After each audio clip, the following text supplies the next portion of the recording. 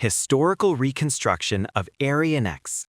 Episode 27, The Pyramid Civilization and Korean 5 Colors and 5 Directions in Oriental Philosophy.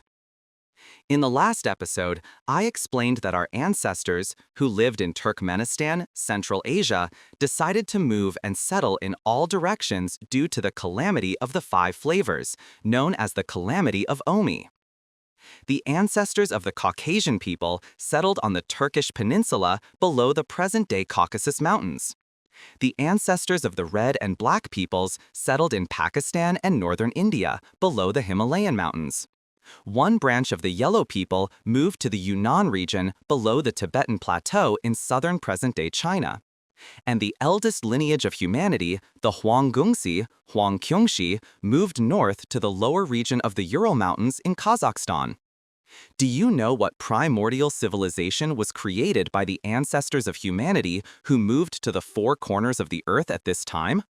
This civilization is none other than the Pyramid civilization. The word pyramid is pure Korean. Pira is the same as Pra in Prague, the capital of the Czech Republic, and means to spread out a purpose or to flatten the land. Mi is an ancient Korean word for mountain. The Mer in the Pamir Mountains is the Korean word for mountain. De was a Korean word meaning land. The pyramid was the mountain site for spreading the Scythian Aryan spirit of enlightenment. Now I will quote the words of Hwangungsi, Hwangkyungshi, the leader and eldest of humanity, spoken to his people before their migration. As Hwangungsi, the eldest and leader of humanity, was the elder among all people, he tied up his white hair and knelt before the divine Mago of heaven and earth to atone. He took upon himself the responsibility for the 5 flavors, Omi, and vowed to restore the origin. At this time, the ancestors of each race of humanity repented for their sins and resolved to leave in order to restore the primordial home of humanity in Central Asia to its pure state. To fully preserve the central region, the eldest son of humanity, Hwangungshi, created and distributed tokens so they could recognize one another, taught them how to make food by digging up arrowroot, and commanded them to move to the 4 directions and live. As described, the ancestors of humanity who moved in all directions repented for their sins in Central Asia. Carrying the spirit of Bukban, or restoring the origin, they moved to their respective directions so as not to forget the forms and spirit of their homeland. So, what form from Turkmenistan in Central Asia were the pyramids meant to restore? The shape of pyramids distributed across the globe is universally a triangle or a triangular pyramid. What form could this possibly be restoring? The pyramids were modeled after the shape of the central mountain among the 5 peaks in the central region of Central Asia where humanity lived. In Korean geography books, this central mountain is called the Shining Hwasan, and this shining mountain is also referred to as the triangular-shaped Sambaksan. Remember the Matterhorn in the Alps. The owl in Alps is a name derived from Al or Lal from Central Asia. However, when we first study history, we learn that the Egyptian pyramids are artifacts from around 2500 BC. Yet, apart from the Egyptian pyramids, all other pyramids discovered in different regions are said to be from around 10,000 BC. Bosnian Pyramid, a 12,000-year-old relic.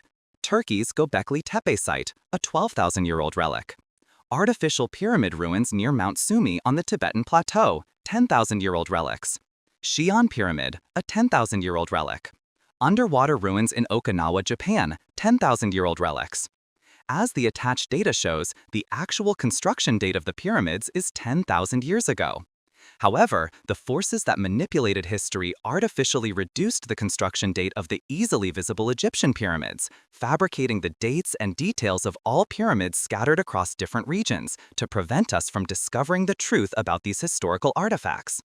Please remember this fact: the primordial civilization of humanity is the Pyramid civilization, and the word pyramid is modern-day Korean. In Korea and the East, there is a practice related to divination called yuk. Most people perceive this divination, which predicts the uncertain future, as something simple that anyone can do on the streets. But are you aware that in Korean history, this field of study, yuk, was a subject in the state examination for selecting talented individuals? The yuk kyung that was part of the exam, known as the Juyuk, created in the Imperial Ju dynasty, is what we generally know as the Oriental yuk. Juyuk is the divination practice of the Imperial Ju dynasty, which appears in the 25 official histories of China. The true yuk that we know was a tool used by the highest elites and the royal court to scientifically predict the uncertainties of the future. Once the history videos are complete, I will also upload a series dedicated solely to the yuk kyung of Juyuk, the core of Oriental thought. Now, did you know that within this royal divination of Juyuk, the core of Oriental thought, there lies a hidden secret related to the migration of humanity after the calamity of the five flavors? Although Aryan X has revealed everything in the book series on Oriental thought, I will reveal this important secret once again. Let me explain again the time of humanity's migration due to the calamity of the five flavors. The second son of the yellow race, blue symbol Cheonggungsi, moved east and settled in the present-day Yunnan region of China. The red and black peoples, red symbol Joksosi, moved south and settled in the regions of Pakistan and India south of the Himalayas. The white people, white symbol Beksosi, moved west and settled on the Turkish peninsula of the Caucasus Mountains. The eldest son of the yellow race, yellow and black symbol Hwanggungsi, moved north and settled in Kazakhstan. The blue of Cheonggungsi, who moved east, is blue. The red of Joksosi, who moved south, is red. The white of Beksosi, who moved west, is white. The yellow and black of Hwanggungsi, who moved north, is yellow. Please remind that yellow and black are the same in Korean geography as above. In Juyuk, the core of Oriental thought, each of the cardinal directions is represented by a color. This is called the 5 colors in 5 directions like Obang-sek in the core of Oriental thought. Let's look at the 5 directions colors like Obang-sek in Juyuk, the core of Oriental thought.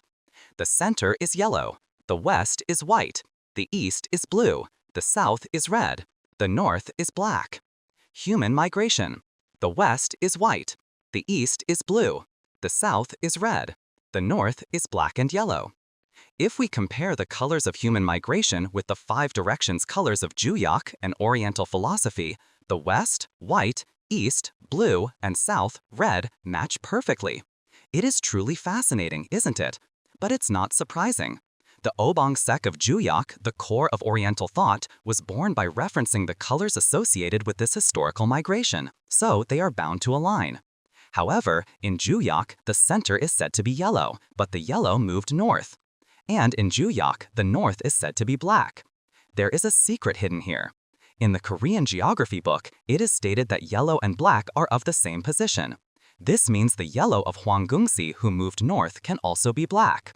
In that case, all 4 colors of the cardinal directions in both the migration of humanity and the Juyuk, the core of Oriental thought, become identical.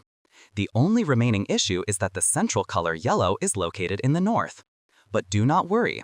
In the next episode, a major historical event will occur where the yellow of Hwanggungsi, who moved north, will move back to Turkmenistan in Central Asia, and the color yellow will once again appear in the center as described in Juyuk, the core of Oriental thought. Please bear in mind that the arrangement of colors related to human migration and the arrangement of the Obang-sek related to the cardinal directions in Juyuk, the core of Oriental thought, are in perfect alignment. In the next installment, I will explain the era of Hwangguk, founded by the eldest lineage of humanity, Hwanggungsi, after they moved north, and the founding ideology of the nation of Korea. I sincerely hope you will contact many people and join in this once-in-a-lifetime opportunity. The heavens and the earth will tremble.